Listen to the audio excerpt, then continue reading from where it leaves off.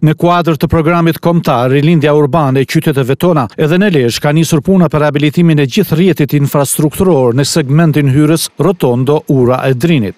Për zbatimin e këtij projekti me vlerë 34 milion lekë, financuar nga qeveria shqiptare përmes grantit të zhvillimit të rajoneve, po punohet me intensitet për të bërë të mundur realizimin e tij në harkun kohor të 90 ditëve. Sipas kreut të bashkisë Viktor Tushaj, rikonstruksioni i rotondos dhe segmentit hyrës për në qytet do të bëhet sipas standardeve më të avancuara të zhvillimit urban, duke sjellë risi të reja në prezantimin e historisë, teknologjinë e ndriçimit dhe gjelbrimin e mjedisit. Rikonstruksioni i gjithë rotondës do të bëhet në ato nivele dhe me ato standarde ku të ketë elemente historik, ato elemente të cilët përfaqësojnë sot qytetin e Lezhës.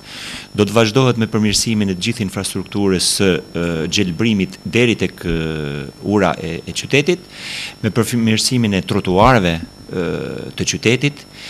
Do të jetë një risi në gjelbrimin e këtij aksi rrugor, pasi do të vendosen ndriçues duke alternuar linjen elektrike me panelet diellore, pra do të jetë një risi për qytetin e Lezhës. Janë këto elementet e parë të gjithë asaj iniciative të rilindjes urbane të qyteteve tona. Ndërhyrja në këtë fillim është vetëm hapi i parë i transformimit rrënjësor të qytetit Lezhës.